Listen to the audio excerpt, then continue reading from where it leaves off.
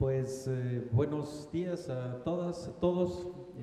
Siempre es un gusto estar aquí en CIDESI y doblemente gusto por este seminario de la lucha de las mujeres por la tierra y el territorio frente al capitalismo. Yo iniciaría con un dato que me parece muy importante, internacional incluso, de un libro que estoy ahora casi por terminar, que justamente se llama Dinámicas de Clase y Transformación Agraria, y en una de las páginas, que es la 352, estos autores nos ponen una gráfica, una tabla, donde hacen un conteo de cuántos hombres y cuántas mujeres hay en el mundo, en diferentes partes del planeta, desde África, sur de Asia, Medio Oriente, Europa y Asia Central, y obviamente América Latina y el Caribe. Entonces el dato que sacan ellos a nivel mundial es que de todas las actividades económicas de las unidades de producción o las unidades campesinas, estas unidades campesinas como tal, hay una participación directa en el trabajo de estas unidades campesinas de un 40% de mujeres.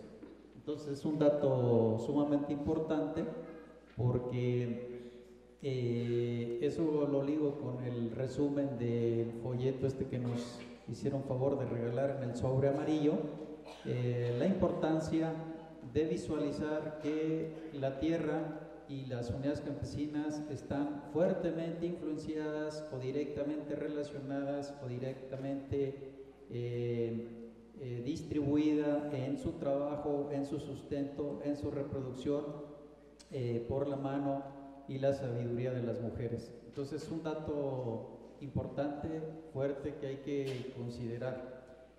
Yo les voy a presentar un PowerPoint que creo que es más como visual para ver dónde estamos en Chiapas. Yo le pediría al compañero traductor para que no se fueran algunos datos. Si viniera por acá donde yo estoy sentado, usted agarra el micrófono que estoy yo hablando y yo agarro el otro móvil para explicar el PowerPoint allí en la pantalla. ¿Cómo ve? ¿Le parece?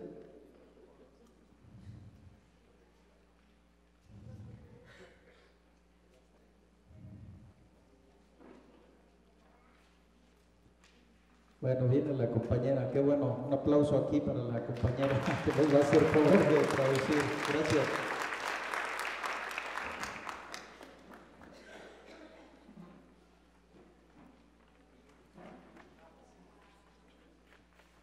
Bueno, para ver yo un poco mejor, porque ya mi vista luego se cansa y ahí estoy un poco de lado, voy a hacer la presentación desde aquí, de este lugar, está bien. Entonces la plática que yo les voy a dar es que se llama Chiapas, extractivismo y derecho al agua, y vamos a abordar primeramente qué es extractivismo. Esto es extractivismo, la siguiente por favor. Este extractivismo, hay algunos autores que dicen que no es de ahora, sino que tiene ya 500 años de extracción de recursos naturales de nuestros territorios, y ya hay muchos autores que dicen esto. Y el otro asunto que también me parece importante es este asunto, que el extractivismo es grandes proyectos de extracción de recursos de la madre tierra que no son procesados en los territorios, ni siquiera en las propias regiones, y son recursos que se mandan a otros países industrializados, principalmente en la franja del norte del planeta. Por ejemplo, toda la época colonial desde 1520 hasta 1810 hubo una gran extracción de plata y oro de nuestras tierras, nuestros antepasados. Entonces ese ya es extractivismo. En la época de afloramiento del petróleo y de la industrialización de la zona norte o de la región norte del planeta, todo el petróleo, a partir sobre todo de 1880, 1890, 1902, ese petróleo se va para fortalecer la industria del norte del planeta, es decir, no se queda en los territorios como para desarrollar o para beneficiar a la población, sino que lo que dejan es gran contaminación de tierras y agua, y obviamente una destrucción de las propias comunidades.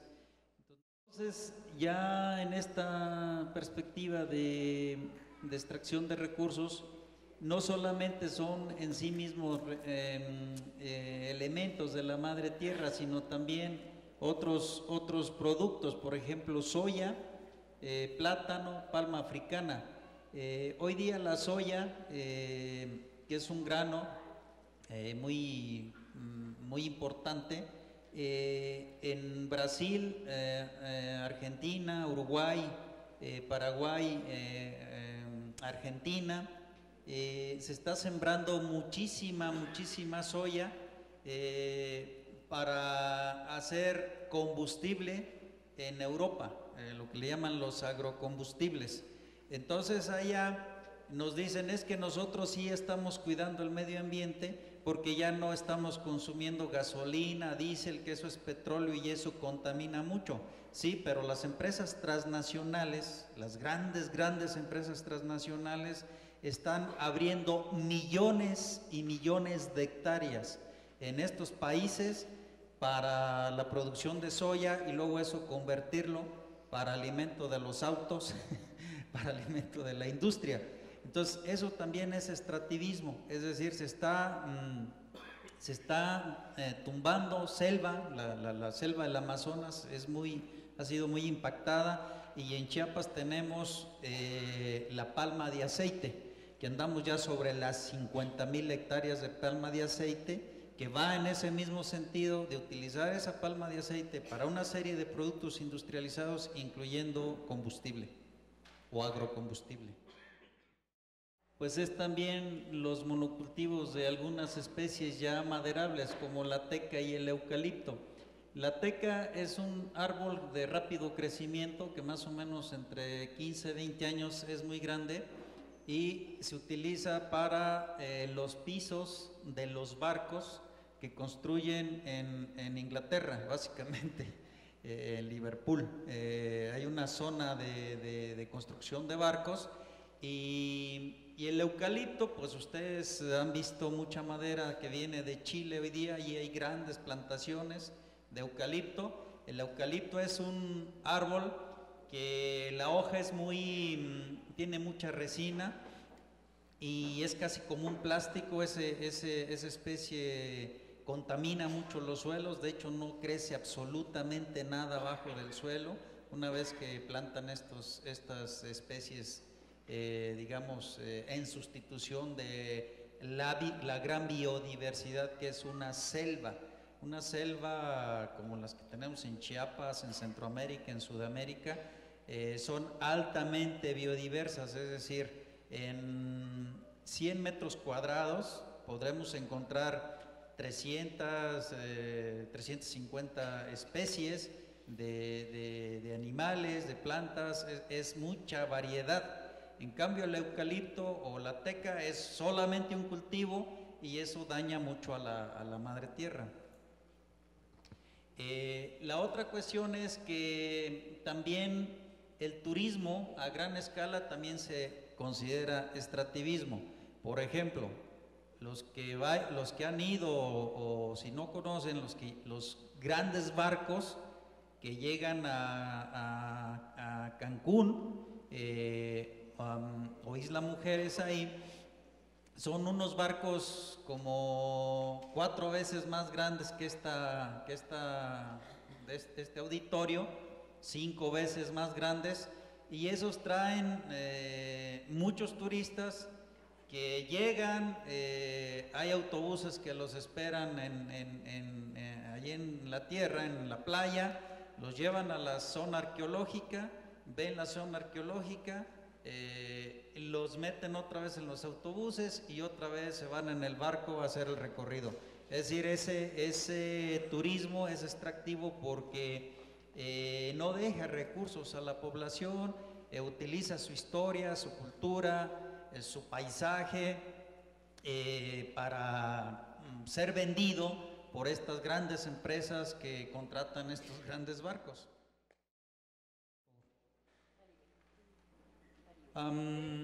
Entonces el discurso internacional, dicen que con estos proyectos extractivos, en el Porfiriato le llamaban progreso, es decir, en 1880 con Porfirio Díaz le llamaban progreso.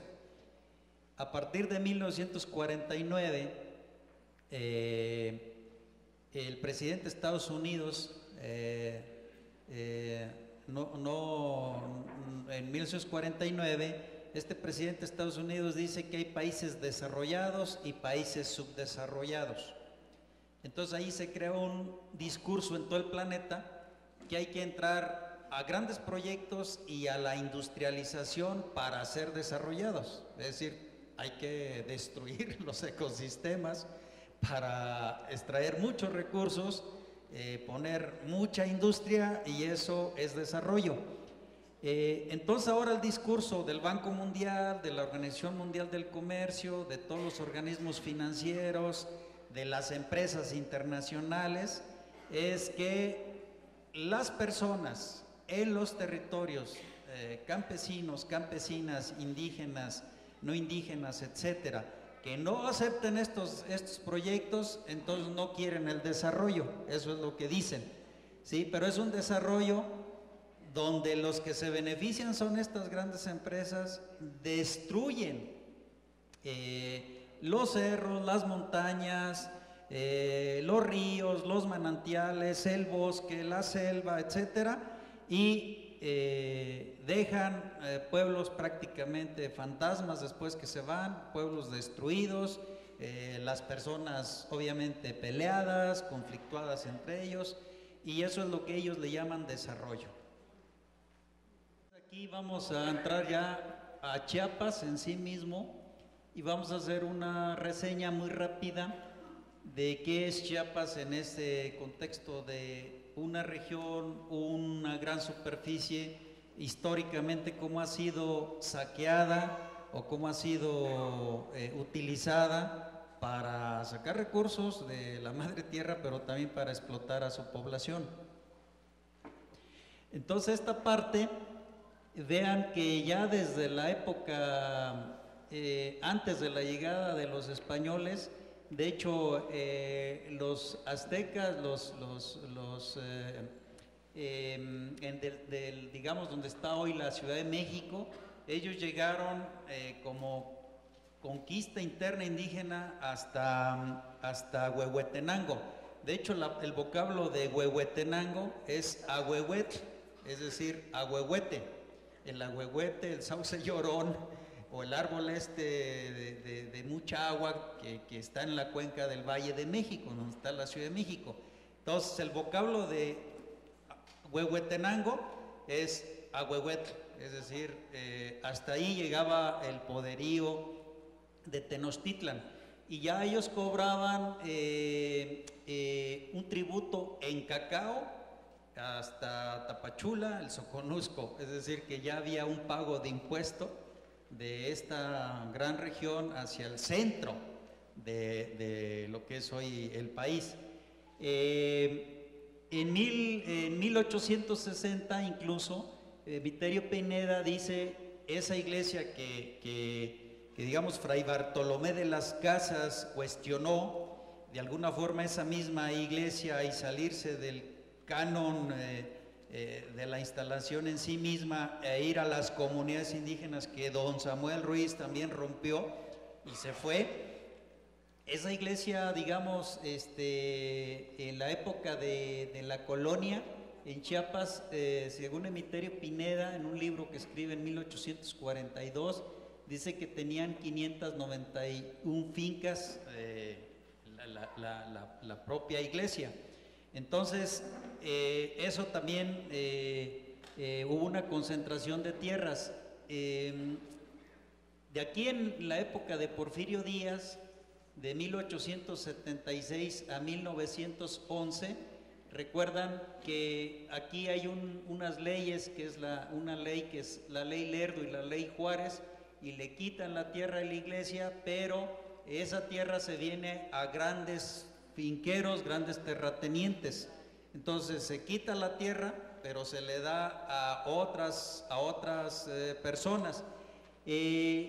Aquí hubo alrededor de 253,000 hectáreas que fueron vendidas a grandes terratenientes directamente. Tenemos las grandes fincas de café en la costa de Chiapas, en el Soconusco. Esas grandes fincas fueron de alguna forma acumulando tierra hasta llegar a estas 253,000 hectáreas entre 1876 y 1911.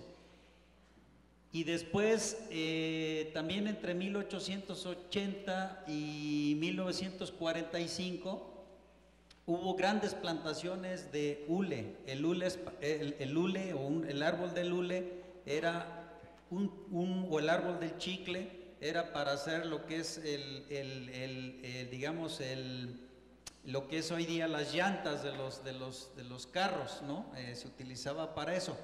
Vean nada más aquí, en 1913 había una plantación de hule en la zona de Tapachula, que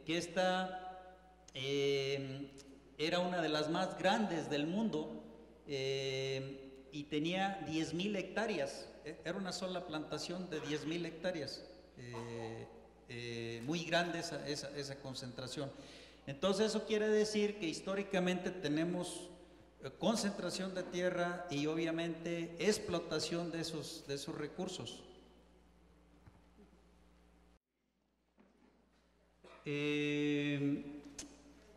La siguiente, por favor.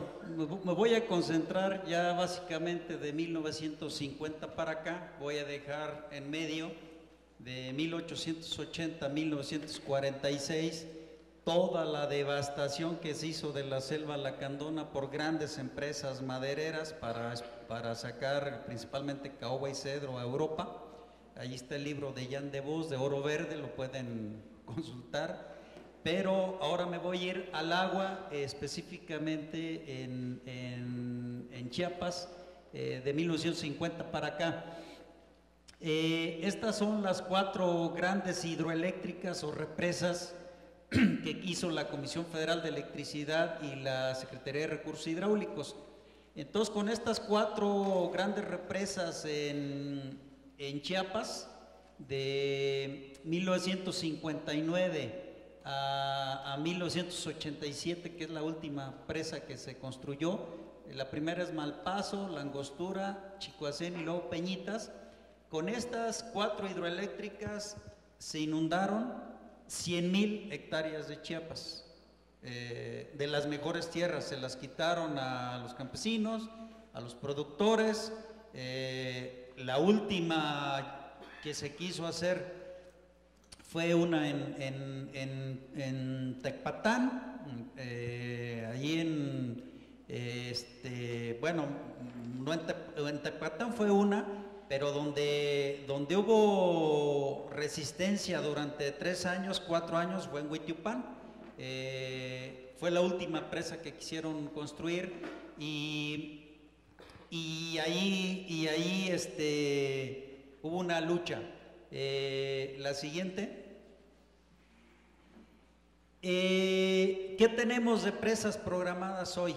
Una cosa son 4 hidroeléctricas los planes actuales de la Comisión Federal de Electricidad, en documentos oficiales dice que hay 79 proyectos hidroeléctricos en Chiapas, 79, o sea, de 4 pasan a 79, y luego hay otro documento interno de Chiapas donde también consideran 19 mini hidroeléctricas que no son tan mini. Entonces, si sumamos 79 más 19, tenemos 98 proyectos hidroeléctricos. Eso es despojo. ¿Sí? A ver, la siguiente. En minería, lo que tenemos de 2006, 2004, 2002 hasta 2014, son todos estos municipios. Este es el estado de Chiapas, ¿sí? Y en minería tenemos esta distribución en todo el estado. Esta es la costa, aquí está la sierra, aquí está, por aquí está Venustiano Carranza, por aquí está Chicomucelo, en esta zona, y obviamente la zona norte, por el lado de la presa de Raudales Malpaso, y obviamente esta parte que ya hablaron las compañeras de la minera esta. Entonces, en total andamos sobre 140 concesiones mineras a empresas principalmente canadienses y chinas, y eso abarca 1.121.000 hectáreas. Entonces, dense cuenta, de 100.000 hectáreas que inundaron con hidroeléctricas, se van a 98 hidroeléctricas y se van a 1.121.000 hectáreas concesionadas a 50 años. ¿Sí? Eso también es despojo, ¿sí? Y a gran escala. La siguiente. En aceite, gas y petróleo, bueno, pues desde 1972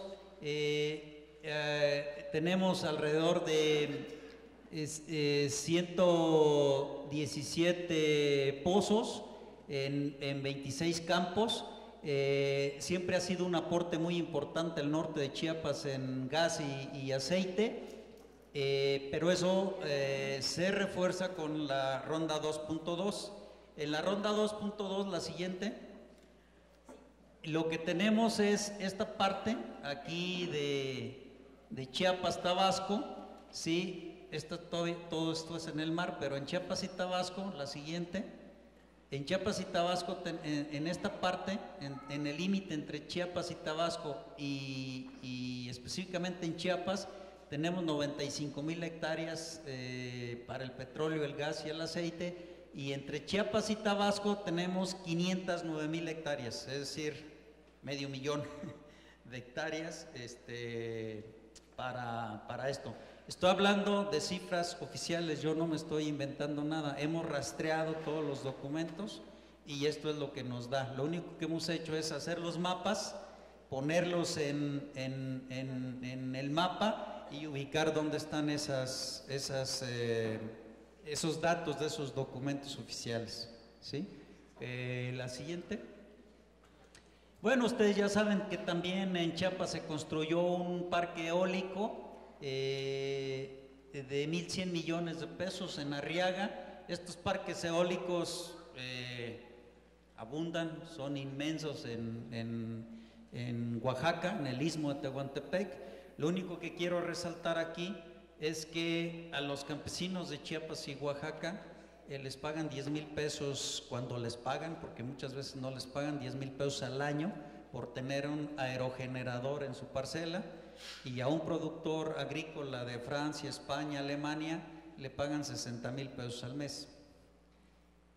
Y son las mismas empresas que tienen aerogeneradores en Europa, son las mismas empresas que llegaron a México. Entonces, ¿por qué aquí a un campesino le pagan 10,000 pesos al año cuando le pagan?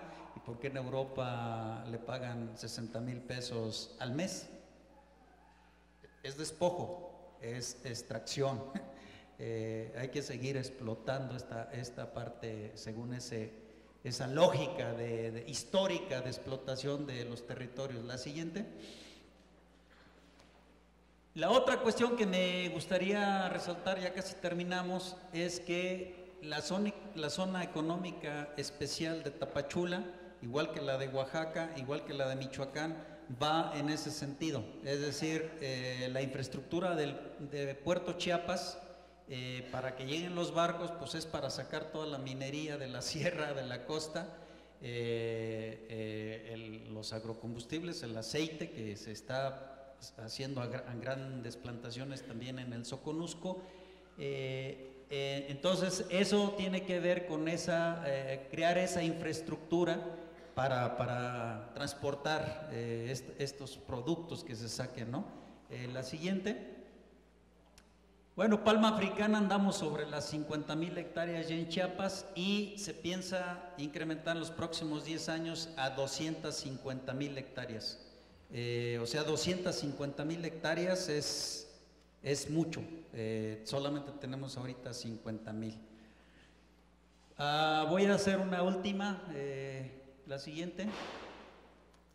La siguiente. La siguiente. La siguiente. La siguiente. La otra. La otra. La otra. Ahí, esta. Termino. Para apuntalar la minería, para apuntalar el petróleo, para apuntalar la palma africana, etcétera, se requiere agua.